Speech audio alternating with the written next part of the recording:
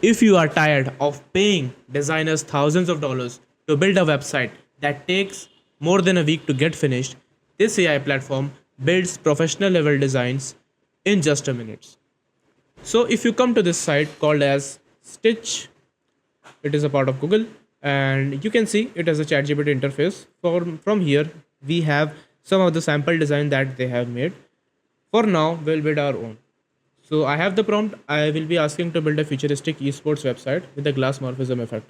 From here, you can switch to mobile or web application, and it will show you some of the suggested prompts. If you are interested, you can use it. Plus, you have two modes here: the experimental and the standard mode. Experimental, it is good for giving you various number of variations. With the standard modes, it is going to help you design fast, and you can directly import into your Figma. For now, let's go with the experimental mode. And if you have some inspiration, you can attach here. For now, I have downloaded one and I will be attaching it. So here's the one I have attached, and let's hit on generate design. Now you just need to wait and AI will do the magic for you. Okay, so we have the basic design here. If you want, it will give you some suggestions like it asks to add a schedule for upcoming matches. Let's add it. So here we go. Now we have the sexy homepage, the hero section or whatever you want to say, and the matches that are going to be played. Now, to be honest, in my opinion, this is good enough and far better than starting from scratch and a blank canvas. And it is fully resizable. Now let's see what it looks on the mobile version. So if you switch to view on mobile with, it is highly responsive. As you can see, it looks good. From here you can scroll, I think so.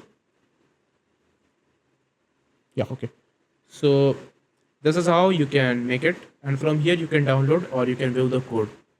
And if you want, you can adjust the theme as well of whatever you want. If you want like rounded edges, or you want to change the font, from here let's see is if it has my favorite one. It's not there. Let's go with the work sounds. Let's change the theme to red. And for now, let's switch to light theme and let's apply the theme. And let's see how it looks. Okay, I can't see the light theme, but still like it has changed some color. The button color has been changed to red. Okay, that's good enough. Let's try to resize it and let's see what is beneath. Okay, I'm happy with the output. And the best thing is it gets saved to the cloud, and from here you can share the design. If you have, you can create a link and you can copy and share with anyone if you want. So that's it for today's video. If you like this video, make sure you hit that subscribe button. Until then, see you. Bye bye. Thank you.